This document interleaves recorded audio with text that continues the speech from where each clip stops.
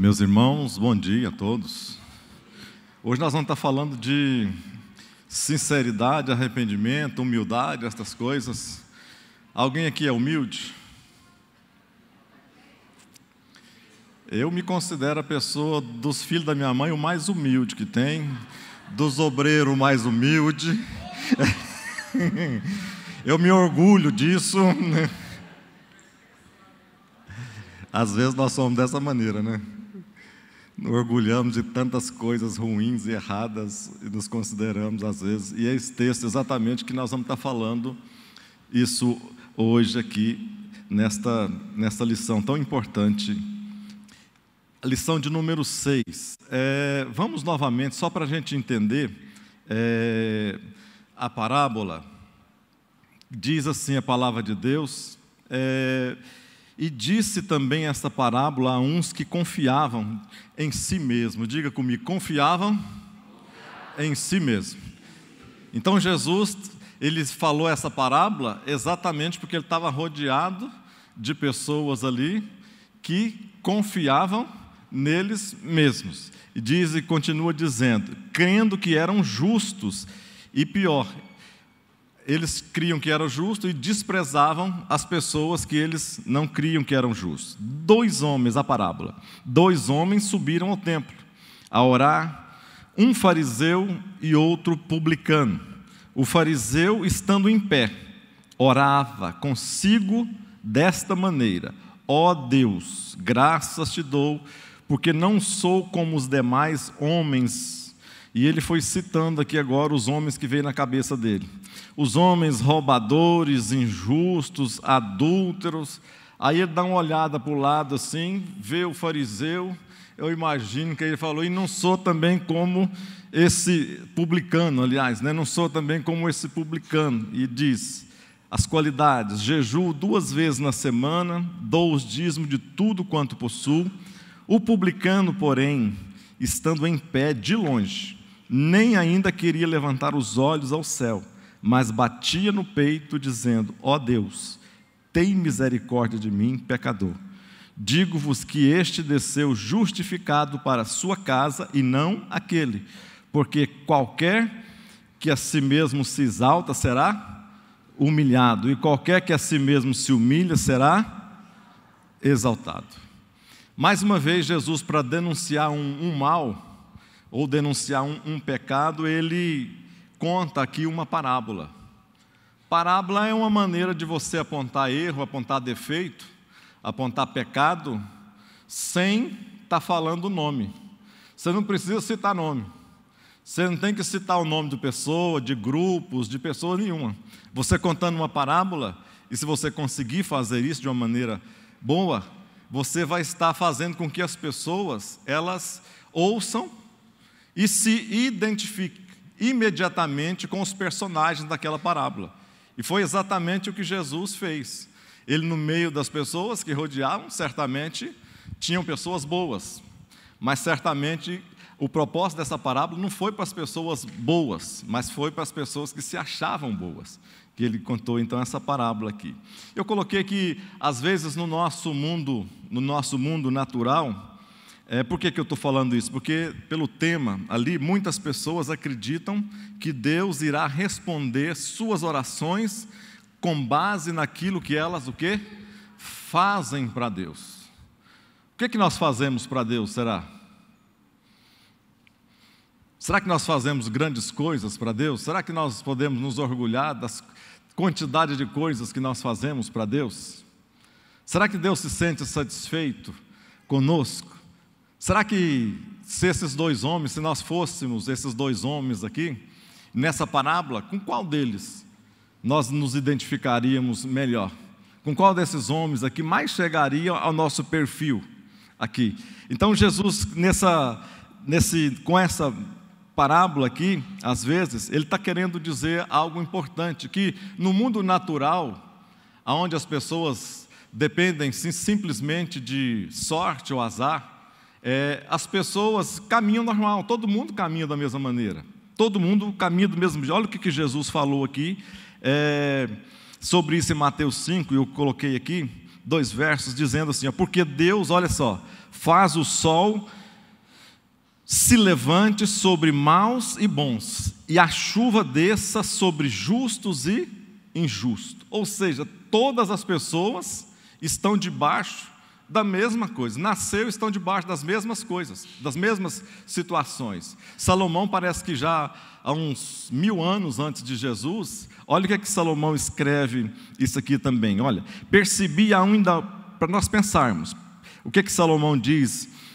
percebi ainda outra coisa debaixo do sol, olha só, os velozes nem sempre vencem a corrida, os fortes nem sempre triunfam na guerra, os sábios nem sempre têm comida, os prudentes nem sempre são ricos, os instruídos nem sempre têm prestígio. E ele conclui, porque o tempo e a sorte, ou o tempo e o acaso, pertencem ou afetam a todos. Então, nem sempre pessoas boas demais recebem, entre aspas, as coisas boas que imaginam ou deveriam receber. Nem sempre os mais espertos são vencedores, nem sempre os mais inteligentes saem na frente, nem sempre, ou seja, todas as pessoas no mundo natural, estão debaixo da mesma lei, a sorte e o azar. O que vai fazer a diferença nisso daqui? O que faz a diferença? Quando nós fazemos algo de diferente, quando ao invés de nós deixarmos o natural, nós cobrimos o natural com o sobrenatural. De que maneira, pastor? Através da nossa humildade, de nós nos colocarmos diante de Deus em oração. O que é orar? Orar é falar com Deus. É difícil falar com Deus, não é? Às vezes nem sempre é muito fácil nós falarmos com Deus. Nem sempre nós achamos o tempo, nem sempre nós achamos as palavras, nem sempre nós achamos que precisamos estar orando. A hora, nós nunca achamos, parece ser o momento correto de nós estarmos orando. Nós não tiramos um tempo para estar falando com Deus da maneira que isso é uma forma de nós dizermos que nós somos dependentes dEle. É uma forma de dizer que nós não somos autossuficientes o bastante para dizer que nós temos inteligência, que nós somos privilegiados, temos algum poder financeiro, temos algum poder intelectual, mas ainda assim nós dependemos dEle. Ou seja, quando nós dobramos os nossos joelhos, nós estamos dizendo para Deus que as nossas qualificações, elas se colocam à parte, porque nós queremos depender inteiramente dEle, depender daquilo que Ele faz, depender daquilo que Ele nos dá, depender dEle na direção que Ele coloca na nossa vida. É isso, por isso que nós nos temos que tornar, às vezes, pessoas humildes. No sermão aqui, nesse sermão do monte, Jesus ensina uma coisa, Ele diz assim, bem-aventurados os pobres de espírito, porque o quê? Porque deles é o reino do céu. O que Ele está dizendo aqui? Que são mais do que felizes aquelas pessoas, os humildes, os pobres de espírito, que reconhecem a sua real condição diante de Deus. O que é um pobre? O que é um pobre financeiro? Uma pessoa que não tem dinheiro, não tem nada que ele possa comprar, ou seja, um pobre mesmo, na realidade, um pobre, ele depende de outras pessoas para a sua própria subsistência. Um pobre financeiro, pobre mesmo, ele depende daquilo que as pessoas vão colocar nas mãos dele, entregar nas mãos dele. O pobre é aquele que depende de aquilo que nós podemos dar para ele, para que ele possa comer, para que ele possa vestir, para que ele possa se alimentar, para que ele possa simplesmente viver. Eu não gostava, eu tinha uma teoria, mudei essa teoria agora. Não sou eu que vou fazer diferença, eu não gostava de dar dinheiro em sinaleiro, essas coisas, eu não dava dinheiro em sinal para as pessoas, pensava dessa maneira, não sei se é certo, não sei se é errado, mas eu não dava dinheiro no sinal, eu imaginava, eu não vou alimentar mais essas pessoas, sei lá que essa pessoa que vai beber cachaça com esse dinheiro, vai comprar droga com esse dinheiro, vai fazer o quê com esse dinheiro?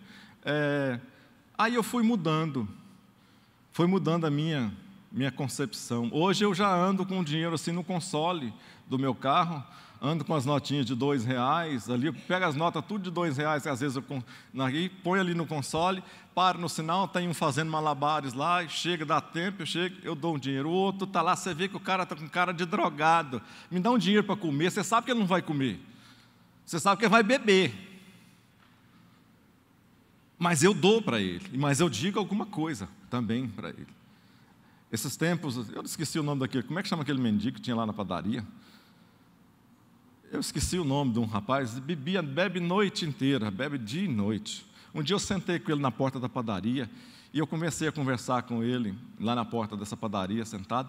A uns 10 metros de distância, você está sentindo o cheiro da cachaça, cheiro de urina, cheiro de tudo quanto é coisa ruim.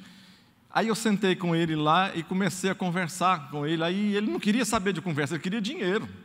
A primeira coisa que ele estava pensando era que eu calasse a boca e desse logo o dinheiro para ele, que ele queria sair dali e fazer. Eu arrumei, conversei com ele, falei um pouco de Jesus para ele e dei o dinheiro para ele. Aí eu dei R$10 para ele, mas ele me olhou assim, com o olho arregalado, e achou bom aquele dinheiro. E a gente sempre que passava lá depois, começava a orar por ele, interceder por ele. Eu não vejo ele lá mais, eu não estou vendo ele lá mais. Eu não sei o que aconteceu, mas eu sei que Deus pode concretizar e fazer grandes obras através da nossa vida, da minha vida e da sua vida. Então, esses pobres aqui de espírito, aqueles dependentes, o pobre de dinheiro é aquele que depende de outras. E Jesus está dizendo aqui que bem-aventurados os pobres de espírito, porque deles é o reino dos céus. O que é um pobre de espírito? O pobre de espírito é aquele desprovido de tudo quanto é tipo de expectativa. O pobre de espírito, ele não tem esperança. O pobre de espírito, ele não consegue enxergar além, ele não consegue visualizar o futuro. O pobre de espírito, ele só consegue imaginar a sua vida vazia, sem sentido, sem nada. O que Jesus está dizendo? Bem-aventurado alguém que for dessa maneira. Por quê? Porque esse pobre de espírito, a única coisa que resta na vida dele é se ele depender de Deus. Somente a dependência de Deus, não resta mais nada, ele não tem esperança nenhuma mais, não tem expectativa nenhuma a não ser Deus. Então o que Jesus está dizendo aqui é bem-aventurado esses pobres, porque dele é o reino de Deus. Por quê?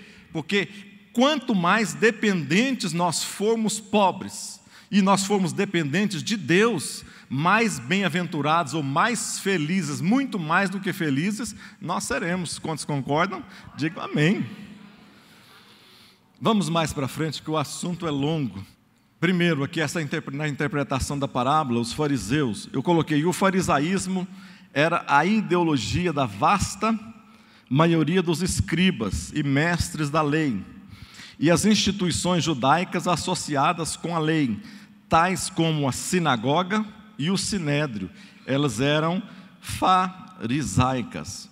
Esse fariseu, o que significa fariseu?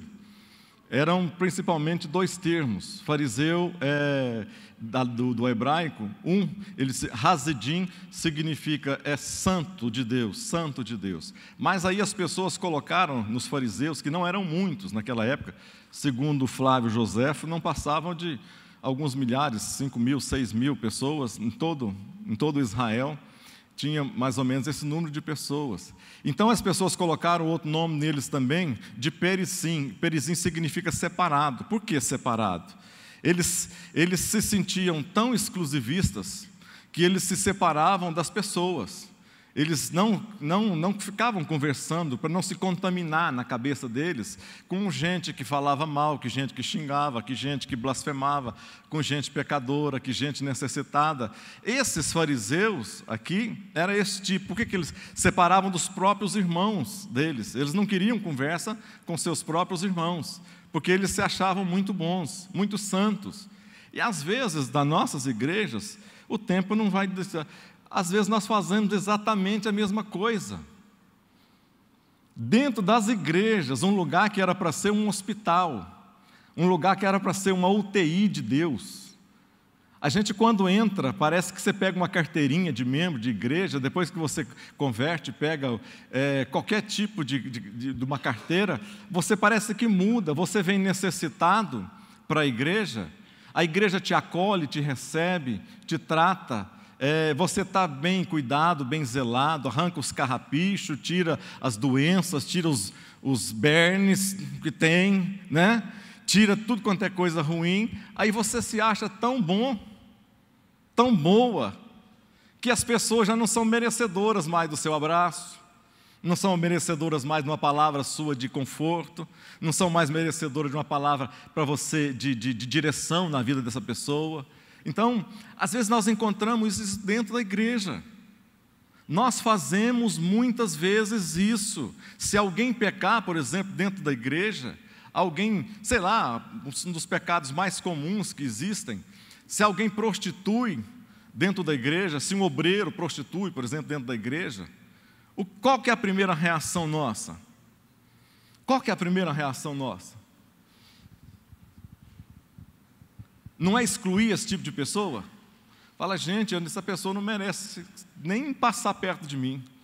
Eu nem perto dessa pessoa não quero passar, porque a pessoa, sei lá, era diácono, obreiro, evangelista, pastor, missionário, alguma coisa. A pessoa não era para pecar e o safado vai e peca. O que está fazendo aqui dentro da igreja? Deveria excluir.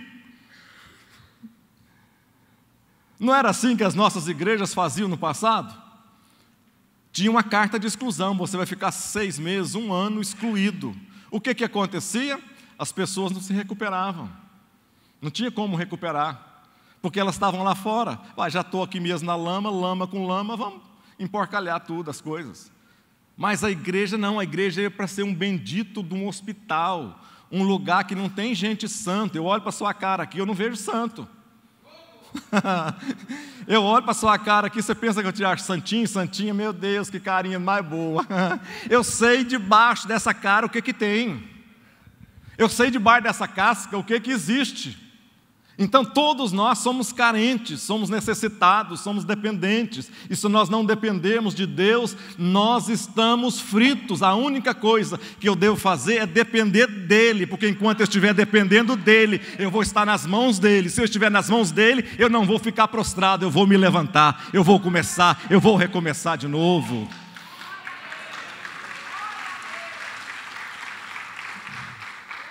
Por que Jesus condenava esses fariseus? Primeiro, porque eles colocavam a tradição oral em pé de igualdade com a palavra de Deus.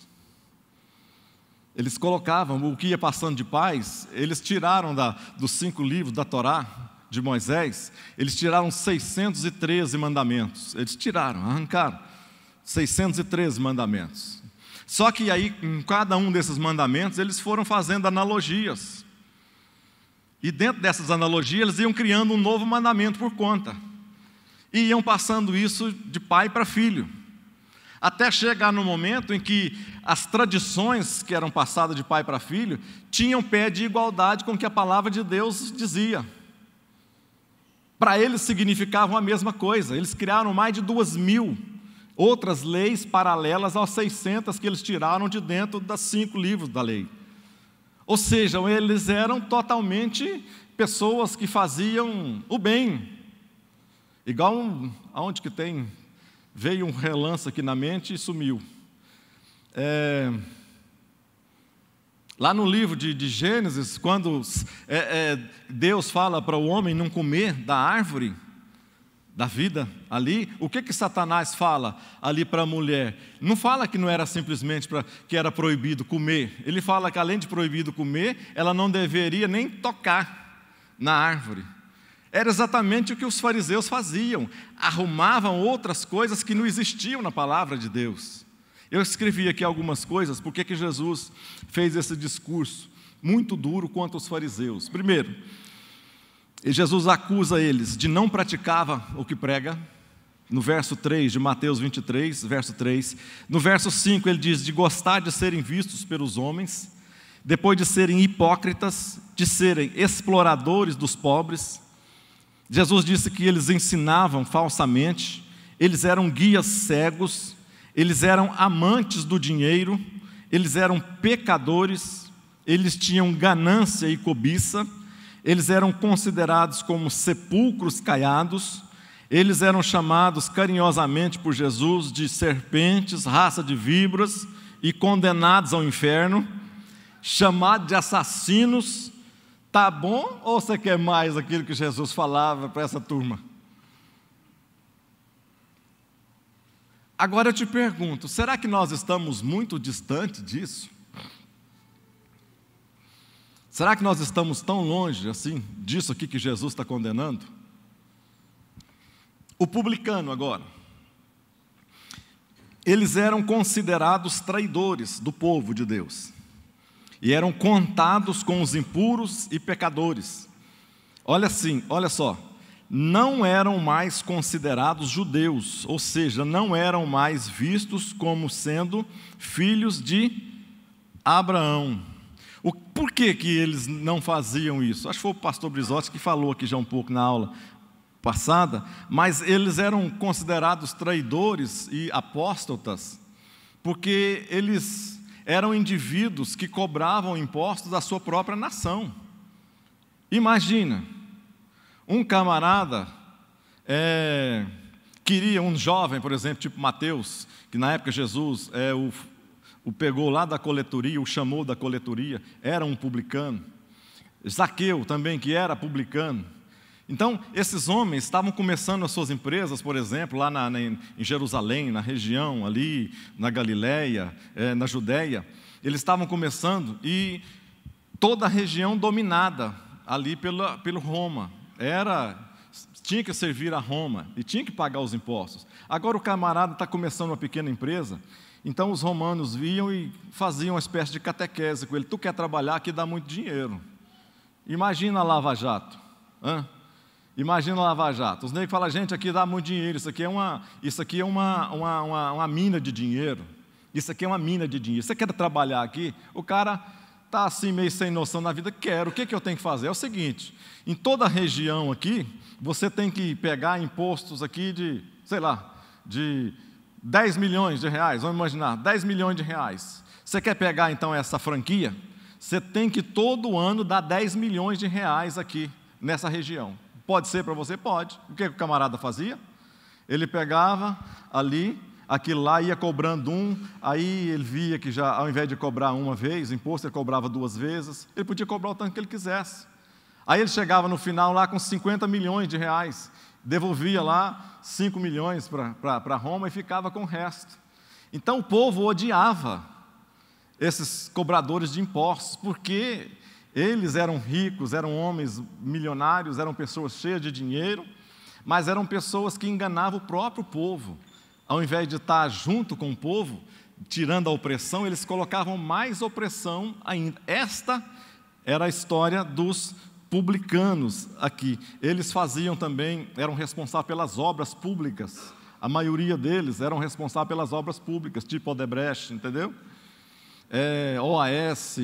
Daí, então, o exército romano precisava de suprimentos. Quem que eram as pessoas responsáveis?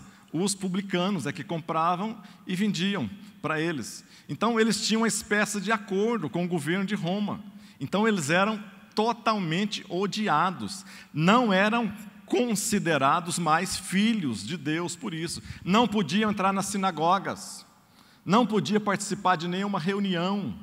Eles eram considerados, todas as vezes que falavam o nome de um publicano, normalmente ele vinha associado com alguma coisa pejorativa. Primeiro vinha pecadores e publicanos, eles eram associados, quando vinham os dois, via dessa maneira, associado com meretrizes e publicano.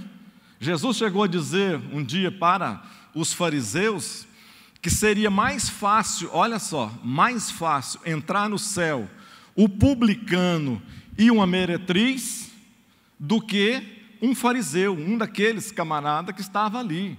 Por que eles eram considerados como meretrizes, quando a comparação com as meretrizes? O que era a meretriz fazia? Ela vendia o seu corpo, ela vendia o seu próprio corpo. Então, eles eram considerados iguais às meretrizes porque eles vendiam a sua própria alma.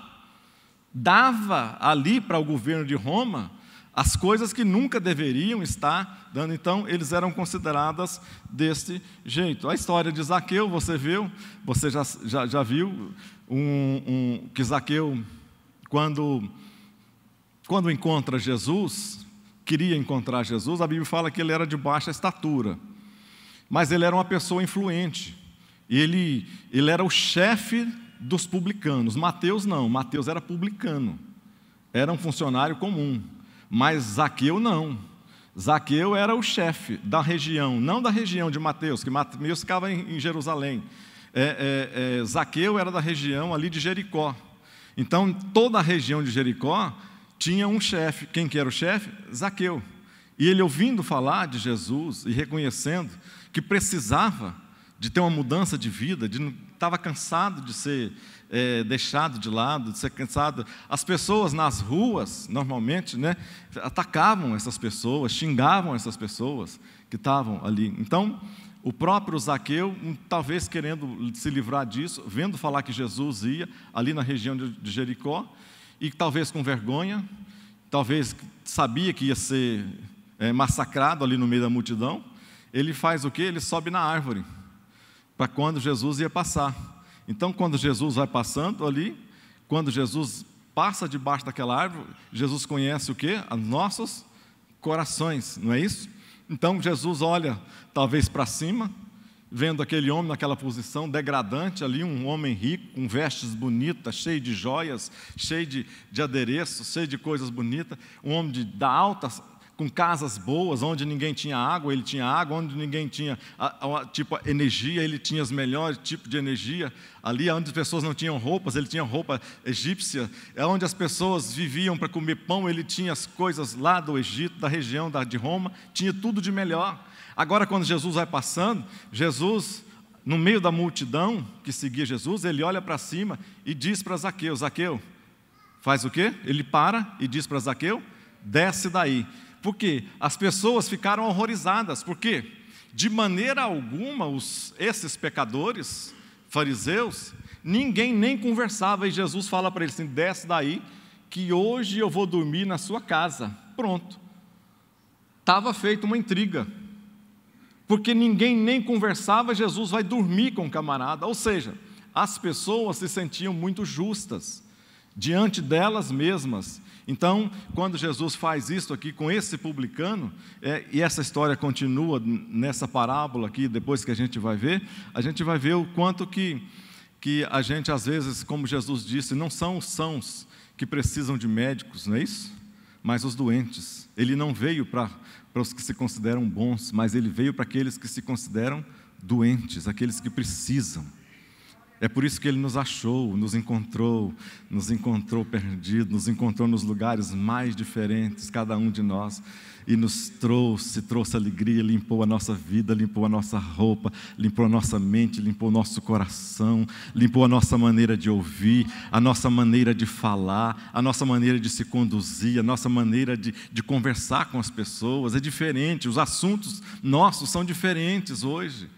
Por quê? Porque um dia nós encontramos exatamente como Zaqueu fez. Ele falou: Senhor, eu quero mudar de vida. Olha, para o Senhor aqui ter certeza que eu preciso mudar de vida, eu vou largar aquilo que tem de mais precioso. Eu vou dar metade da minha fortuna inteira para os pobres. Senhor, e se porventura eu fiz alguma coisa de errado com alguém, se eu passei a perna em alguém, essa pessoa que se apresentar, eu quero quadruplicar aquilo que eu peguei dela. Se ela se apresentar aqui, eu vou dar 4 vezes mais aquilo que eu peguei, eu vou devolver para ela. Ou seja, um coração contrito, um coração sincero, alguém que queria realmente se arrepender. Vamos embora. Os judeus da cidade de Jerusalém tinham o costume de fazer orações nas horas costumeiras. Costume de fazer oração nas horas costumeiras. Tá certo. Redundância aqui, mas tudo bem. Eles oravam tipo 9 horas da manhã e às 15 horas. Eles oravam 2 vezes. Daniel chegou a orar 3 vezes por dia, que orava 3 vezes por dia. Mas o costume deles era orar 2 vezes. E tiravam, às vezes, um período Talvez na segunda-feira, muitos dizem, segundo José também, que eles tiravam a segunda e a quinta-feira para estarem em oração, em consagração diante de Deus. Esses são os judeus. Aqui eu coloquei que eles tinham costume. Eu coloquei também, aqui está escrito, faça da oração um hábito. Vocês estão vendo ali? Dá para ver aquilo ali? Faça da oração um hábito. E ali eles tinham costume. Será que costume tem diferença de hábito? Será que costume tem diferença de hábito? Diga sim. Costume tem diferença de hábito, porque um costume é alguma coisa de um povo, alguma coisa de uma família, de muitas pessoas, de um conglomerado, de um país, de uma nação, de uma cidade. Um costume é feito na base disso. Assim, já o hábito não. O hábito é alguma coisa individual, que você aprendeu, você tem no seu coração. Tipo, goiano gosta de... O goiano, então o povo, tem o costume de comer piqui, não é isso? Isso é um costume que o goiano tem. Agora, o hábito, tipo assim, o fulano depois que come piqui tem o hábito de arrotar. É bom para a memória. O negro tem o hábito de dormir muito, o negro tem o hábito de trabalhar muito. Isso é coisa de individuais. Na oração aqui, nesse tipo de oração aqui, nós temos que adquirir esse hábito. Por que o costume que os judeus tinham não foi e não é considerado por Jesus alguma coisa que vem do coração? Porque o costume normalmente nos leva a fazer coisas repetitivas. O costume nos leva a fazer coisas sem pensar. O costume nos leva a fazer coisas que não nascem do coração. Mas o hábito não. Pastor, mas não é a mesma coisa? Não, não é a mesma coisa.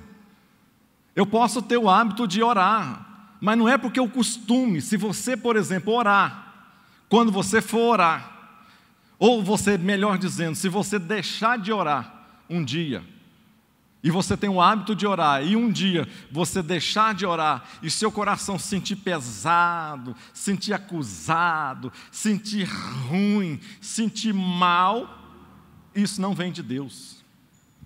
Isso não é hábito, isso é costume. Você perdeu então o costume? Então se você deixou de fazer uma coisa metódica, alguma coisa mecânica, alguma coisa que se você perder aquele pedacinho do elo, parece que está faltando alguma coisa. Deus não se agrada disso. Deus se agrada daquilo que nasce do nosso coração. Pastor, que jeito, de que maneira? Por quê? Porque você pode orar em qualquer lugar que você estiver, aonde você estiver, com quem você estiver, do jeito que você estiver, na condição que você estiver, você pode falar com Deus.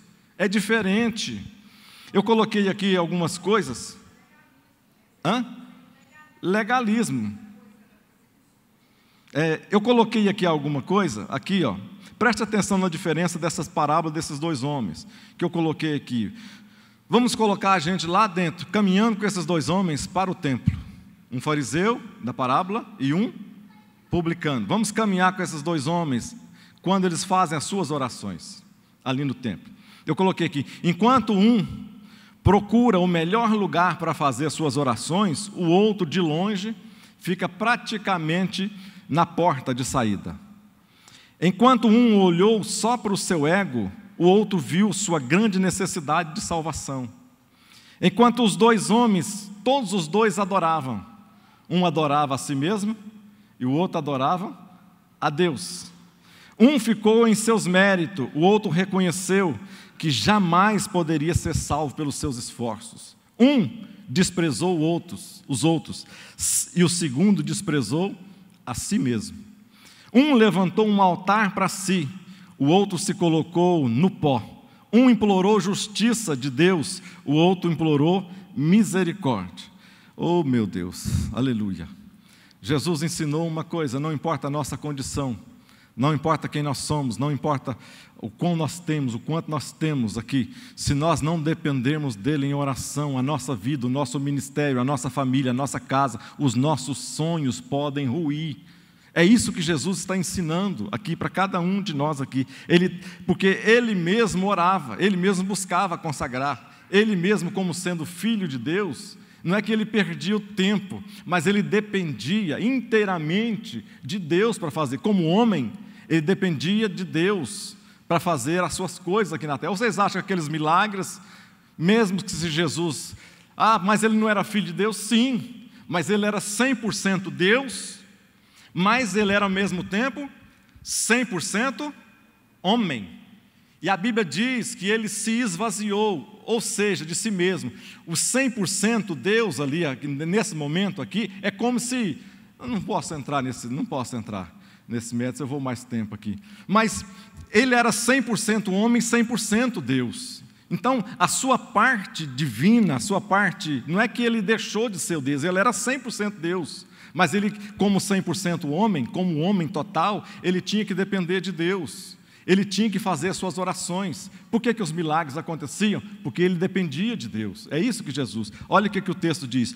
Todavia, as notícias a respeito de Jesus se espalhavam ainda mais, de forma que as multidões vinham para ouvi-lo e para serem curadas das suas doenças. Mas Jesus retirava para os lugares solitários e ali buscava Deus em oração. Era o que Jesus fazia aqui. Eu coloquei aqui que veremos esses dois homens foram ao mesmo lugar fazer as mesmas coisas, mas os seus propósitos foram completamente diferentes. Um buscou resposta de oração nele mesmo. O outro buscou resposta de oração em Deus. O fariseu, ele buscou a resposta daquele dos arrogantes que se gabam de obedecer a Deus. E o fariseu publicano, a dos desprezados, porque eles mesmos eram os transgressores da lei. A postura do fariseu no momento da oração. Eu coloquei aqui, uma maçã, duas maçãs bonitas por fora. É hora que você parte, ela está podre, né? Está totalmente podre. O que adianta o mundo te ver assim, se aos olhos de Deus você é assim? O que adianta? Eu coloquei ali que no templo o fariseu orou em pé, olhando para o céu. Aparentemente ele orava a Deus, mas Jesus é claro ao dizer que ele dirigia uma oração a si mesmo. O que o fariseu estava fazendo? Ele estava simulando uma oração a Deus ali que era normal, uma oração normal de todos, com as mãos levantadas, gritando, cabeça levantada para o céu, bonito, uma pose, muito bonito para fotografia, era a coisa mais linda do mundo, você tirar uma fotografia de um homem daquele orando, as vestes bonitas, imagina, o fariseu imagina que ele entra no templo lotado, diferente do publicano que não podia nem chegar perto das pessoas, o fariseu imagina o templo lotado, eu imagino o fariseu caminhando lá para o canto do templo, as pessoas orando aqui, eu imagino aquele homem bonito, trajando elegantemente, e as pessoas olhando para aquele homem chegando na igreja. Chega lá no cantinho e levanta as mãos, todo mundo lá e todo mundo olhando para cá, ele diferente. Todo mundo orando, buscando a Deus de uma maneira ali, e o fariseu aqui. E as pessoas, gente, mas que homem, eu queria ser um obreiro desse jeito. Olha a oração desse homem, olha que palavras lindas, olha que palavra bonita. Gente, um homem desse entra para o céu assim, a hora que o céu abrir, a hora que a primeira nota da trombeta tocar, esse homem já está entrando assim, já entra pela porta, São Pedro já recebe ele.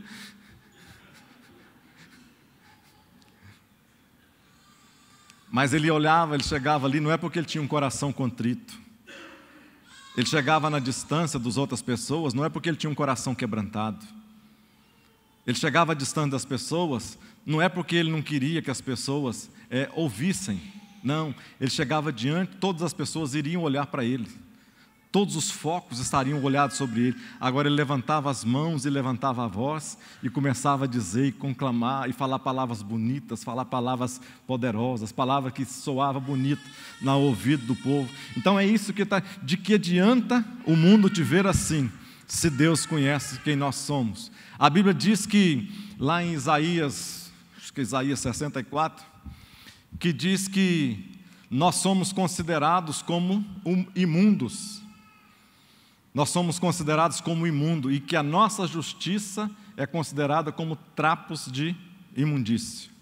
Ou seja, de maneira alguma nós somos justos diante de Deus, porque o padrão de Deus para mim e para você não é o que o outro faz, não é o que o meu irmão faz ou deixa de fazer. O padrão para Deus é o que Jesus fez na cruz. E por mais que eu tente até mesmo morrer, eu posso me esfaquear, deixar alguém fazer como alguns indianos, se esfacelam totalmente os seus corpos, quebram tudo aqui, arrebentam seus corpos num dia de festa lá, as suas costas ficam totalmente dilaceradas com os pedaços de coisas que eles colocam assim durante essa festa lá, na tentativa de agradar a Deus com os nossos sacrifícios. E às vezes nós esquecemos que o sacrifício já foi feito, nós não precisamos fazer mais sacrifício algum, eu basto acreditar no sacrifício que já foi feito na cruz do Calvário, somente isso, é simples.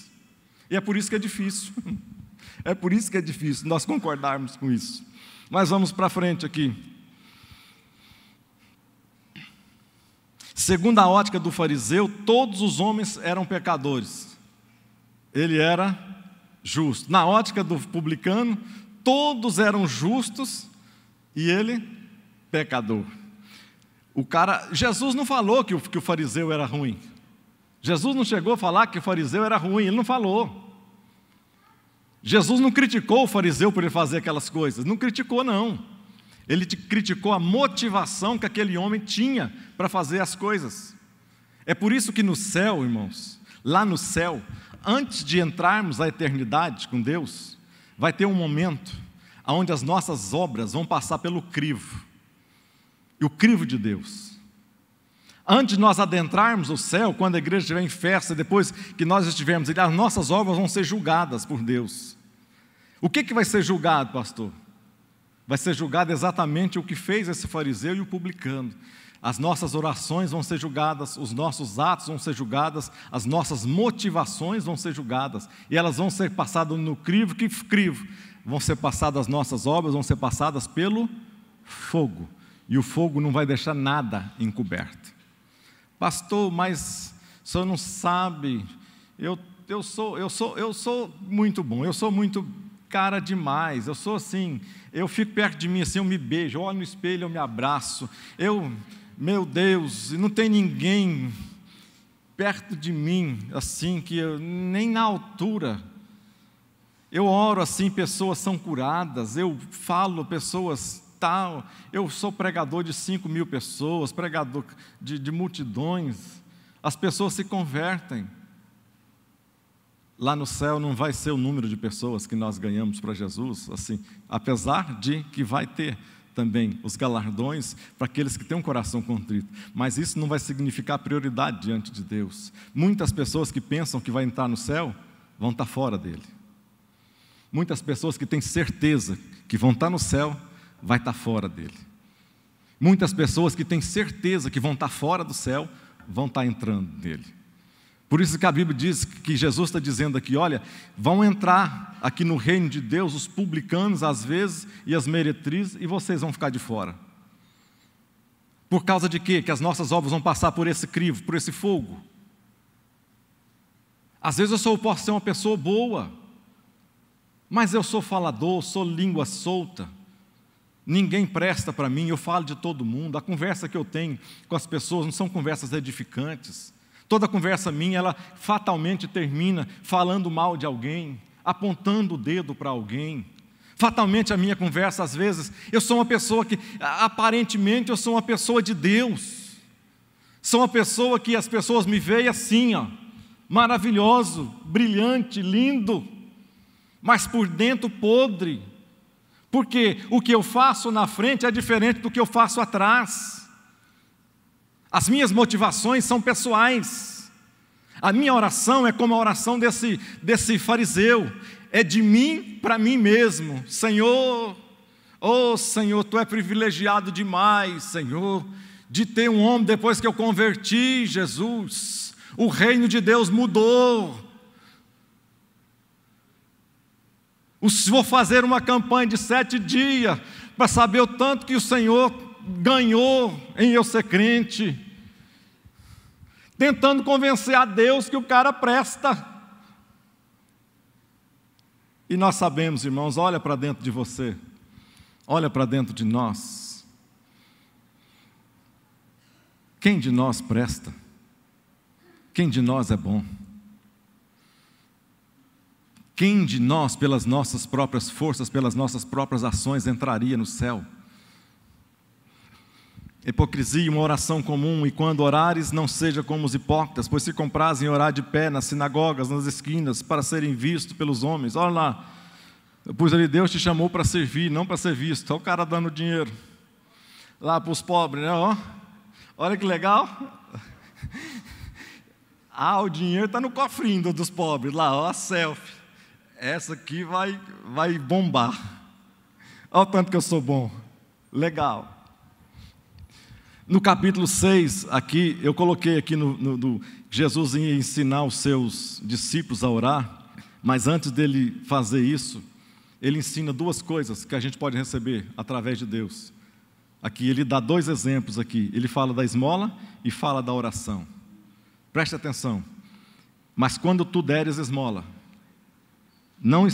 a tua mão esquerda não saiba o que fez a direita, porque se a tua esmola seja dada no secreto, e teu pai que vem em secreto, ele mesmo te recompensará publicamente. E quando orares, agora ele compara a oração com a esmola. E quando orares, não seja como os hipócritas, pois se comprazem orar em pé nas sinagogas e nas esquinas das ruas, mas tu, quando orares, entra no teu aposento, e fechando a tua porta, ora a teu pai que está em secreto, e teu pai que vê em secreto te recompensará publicamente. Oh, aleluia. Ou seja, na esmola, nós vamos receber alguma coisa de Deus quando nosso coração é contrito, como aquele homem ali. Quando eu estou dando alguma coisa de coração puro, singelo, fatalmente Deus vai me recompensar e vai me abençoar pelo que Ele já é. Eu estou plantando alguma coisa, então eu vou colher alguma coisa. Na oração também é. Só que agora, na oração eu não estou dando. Na oração eu estou pedindo. As 2 que Jesus compara, elas aqui se comparam. Quando você der esmola, você dá no secreto, que a sua mão não saiba. Quando você entrar no seu quarto, você vai orar em secreto, que ninguém saiba o que sua oração está fazendo, para você aparecer. Quando você der esmola, da mesma maneira, que você não apareça. Quando você fizer o bem para alguém, não saia tocando trombeta, que você fez o bem para alguém. Quando você orar, da mesma maneira. O que ele está dizendo? Aquilo que você faz no secreto, você planta no secreto, o seu pai vai fazer para você publicamente. Oh, aleluia! Nós não vamos precisar tocar trombeta. Deus vai nos abençoar diante das pessoas, diante daqueles que estão próximos de nós, porque nós tivemos um coração bom, receptivo. Quantos creem nisso? Diga amém. Eu creio. Vamos mais. Mateus 23, 27. Ai de vós, a oração arrogante agora. Ai de vós, hipócritas, porque sois semelhantes aos sepulcros caiados, que por fora realmente parecem formosos, mas por dentro estão cheios de ossos e de toda imundície. Olha lá, aqui lá eu coloquei uma fotografia de um cemitério. Um cemitério é o lugar para onde você vai. Eu quero te dar essa notícia. É o lugar para onde você vai. E se você quiser pegar a senha, pode passar na minha frente, pode ir tranquilo, pode ir embora, né? Aquele lugar lá está bonito, olha lá, que lugar bacana, pintado, chique. Lugar assim, Jesus está comparando exatamente esses tipos de oração aqui. Jesus chamava esses homens, além de chamar eles de hipócritas, ele chamava eles de sepulcros caiados também. Tem uma história que diz que um homem estava numa rede de lanchonetes muito grande, e a rede estava perto de fechar, já estava fechando as portas, as pessoas já estavam embalando as coisas, tinha contado o dinheiro, já tinha colocado nos lugares para sair despercebidamente, e o homem chegou e pediu um sanduíche. Um casal chegou e pediu um sanduíche para cada um deles. Eles fizeram o sanduíche rapidamente lá, e quando eles pediram para a viagem, porque estava muito rápido, e quando eles pegaram os sanduíches, e lá na frente, dentro do carro, pegou o sanduíche, viu que dentro do pacote não tinha o sanduíche, mas tinha o dinheiro de todo dia, estava enrolado também num papel, o dinheiro da férias de todo dia da empresa estava dentro daquele pacote. Aí o homem pegou aquele pacote, olha só, preste atenção, o homem pegou aquele pacote de dinheiro, mais a mulher, e foi lá dentro, e devolver aquele dinheiro. A moça do caixa e o pessoal lá, o gerente, ficou muito alegre, muito feliz. Nossa, obrigado, que ato maravilhoso que você fez, isso é bom demais da conta, isso não pode ficar desse jeito.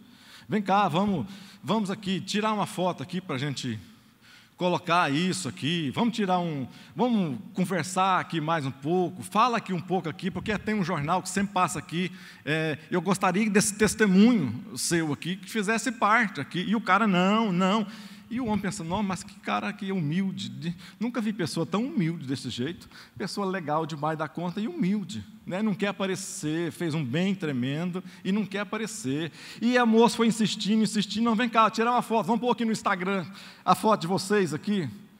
Aí o cara apelou com aquele negócio, chamou o gerente e falou assim, vem cá, um pouquinho, eu não posso aparecer, essa mulher aqui não é minha esposa, é minha amante.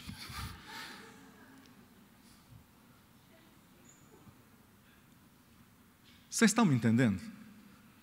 Às vezes nós somos hipócritas e não sabemos. O hipócrita é aquele que tem a oportunidade de viver 100% de uma vida só e tem vida dupla. O hipócrita tem uma vida 50% correta e 50% incorreta. Ele nos 50% é totalmente bom, é maravilhoso, é um cara top, um cara cheio de coisas, mas nos outros 50% é sepulcro caiado. O que tem, o que Jesus está dizendo é exatamente isso, sepulcro. O que é um sepulcro caiado? Por fora, você olha, parece que o trem, a cal, quando você passa nos lugares, ele tira até bactérias, mata com bactérias, a cal. Lá dentro, mas Jesus está dizendo que lá dentro pode ser bonito por fora, dá para tirar foto, olha que bonito. Vocês já viram defunto depois de 30, 40 anos? Já viram? Não? Esse tempo atrás nós fomos enterrar minha avó. Aí lá estava enterrado minha avó, meu avô. Meu avô que estava enterrado lá. Aí fomos enterrar minha avó. Aí chegou lá, abriu a urna. Aí tinha lá dentro daquele lugar pedaço de cabelo, ossos, separado para cá, para lá, tudo fora do lugar já, tudo desmontado, tudo esquisito, mas ossos secos, ossos sem vida, ossos totalmente coisa, um pedaço de cabelo de um lado, você fica imaginando, de fora está bonito, de fora é lindo, é maravilhoso, mas por dentro simplesmente não tem vida, por dentro é vida dupla, por dentro ele não pode estar em sociedade, pode dar testemunho, porque conforme o lugar que ele estiver, ele não pode falar de certas coisas, porque ele não vive aquilo. Tem gente que não pode falar de fidelidade, porque ele não é fiel. Tem gente que não pode falar contra a mentira, porque ele é mentiroso. Tem outras pessoas que não podem falar de língua solta, porque ele é língua solta, não pode pregar. Tem gente que não pode pregar sobre família, porque é um mau pai, é má mãe. Tem gente que fala, eu nunca vou poder falar sobre isso, porque eu faço exatamente o contrário disso. Isso se chama hipócrita. O que é o hipócrita? O hipócrita, lá da Grécia, veio daquelas pessoas que faziam teatro, chamados hipócritas. E eles faziam o quê? Cada ato que tinha, eles vestiam uma máscara. Ia representar um ladrão, vestiam uma máscara de ladrão. Representava durante aquele tempo um ladrão. Ia representar um bonzinho, punha a máscara de bonzinho. Ia representar uma dona de casa, ia lá, pegava uma máscara de dona de casa e colocava. E saíam dali, as suas vidas continuavam da mesma maneira. Não mudava nada, só diante das pessoas. O que é o hipócrita que Jesus está condenando? É exatamente esse tipo de pessoa, que no meio dos outros parece bom, mas sozinho é sepulcro caiado. Ou seja, só tem ossos, morte, Não tem nada que presta. A pessoa tem vontade de viver 100%, mas não consegue viver. Ele fica preso 50% de um lado, 50% do outro, na balança. E é só Jesus que pode arrancar isso, quebrar essa balança, tirar o nosso peso, tirar o nosso jugo e nos tornar pessoas diferentes. É isso que Ele pode fazer. Amém? Vamos colocar de pé. O publicano batia no peito, parecia desnorteado, confuso, sem saber o que fazer. O publicano batia no seu peito. Ele não conseguia falar nada. Esse homem aqui, ele reconhecia todos os seus pecados. Talvez ele estivesse batendo no peito batia no peito. As pessoas tinham mania de bater no peito. Quando Jesus foi morto na cruz do Calvário, e as pessoas viam o que tinha acontecido, onde os sepulcros começaram a abrir, as rochas começaram a fender, e depois da morte de Jesus, aí as pessoas viram o que elas tinham feito. Aí a Bíblia diz que eles começaram então a bater no peito, ou seja, sinal de arrependimento. Não tem mais jeito, não tem mais o que fazer. O que foi que eu fiz? Esse homem, da mesma maneira, ele batia no seu peito. Ele não orava, ele batia no peito, talvez dizendo: ladrão, ladrão, eu sou um assassino, sou um malfeitor, sou um mau caráter, e batia no seu peito e gritando ali. E o outro levantava as suas mãos: Jesus, obrigado, porque eu não sou como os demais homens, não sou ladrão. Ele não comparou com gente boa, ele não comparou com Jó, não comparou ele com a vida de Davi, não comparou ele com a vida do profeta Ezequiel, não comparou ele com a vida de homens de Deus, Daniel, homem de oração. Não, ele comparou a sua vida negativamente, comparando ela que ele não era como gente que não prestava, e não que ele era como gente boa. Vocês estão me entendendo? Às vezes nós queremos tirar os nossos próprios defeitos, comparando a nossa... Mas eu não sou ruim como pessoa, eu não sou ruim como ele, eu não sou tão ruim assim. Aquele homem batia no peito e dizia: como aquele cego, né? Miserável, miserável, miserável, miserável, miserável homem que sou, miserável homem que sou. Então quem foi justificado para sua casa? Quem voltou justificado?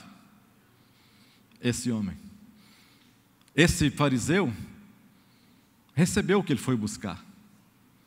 Sim, os dois oraram e cada um deles saiu de lá levando o resultado das suas orações. Foram respondidas as suas orações.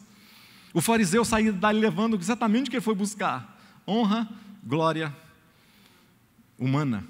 Recebeu as pessoas dizendo: levou, saiu dali talvez as pessoas olhando ele, querendo ser como ele. Se entrasse numa igreja, às vezes nós temos muitos cultos assim.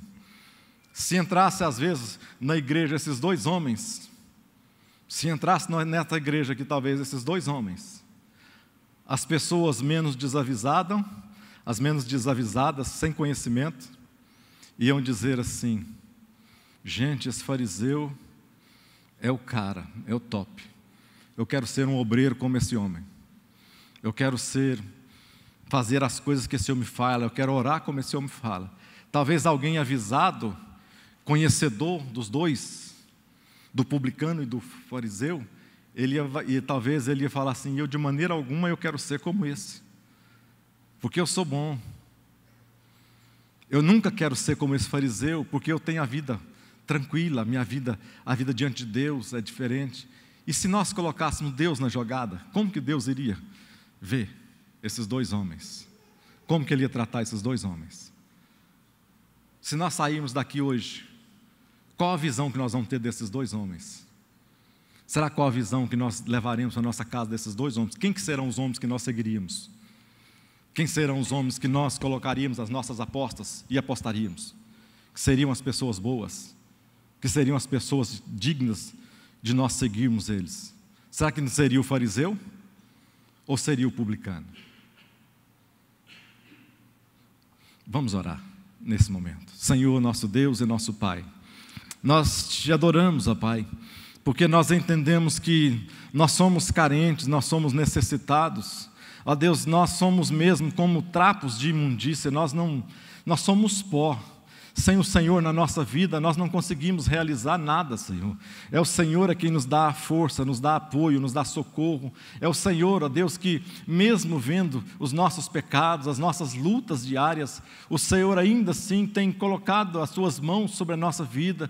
O Senhor tem nos dado uma esperança renovadora, transformadora. O Senhor tem mudado, meu Deus, o nosso ser diário, o nosso dia a dia. Deus, nós temos sido pessoas melhores, não porque nós somos melhores, mas porque o Senhor é que habita em nós, o Senhor mora na nossa vida, e não poderia de maneira alguma um habitante tão ilustre como o Senhor em nós não poderíamos agir de outra maneira a não ser de fazer aquilo que seja do teu agrado, de limpar a nossa casa todos os dias, não esconder detalhe algum debaixo do tapete, porque o Senhor habita em nós, ó Deus. Tem misericórdia, Senhor, do nosso farisaísmo, que nós possamos, as nossas orações, elas possam compreender sinceridade, as nossas orações possam ser dignas de sinceridade, porque o Senhor ama aqueles que são sinceros. Aqueles 2 homens voltaram para casa, meu Deus, e a tua palavra nos diz que o publicano voltou para casa sendo justificado nas suas orações.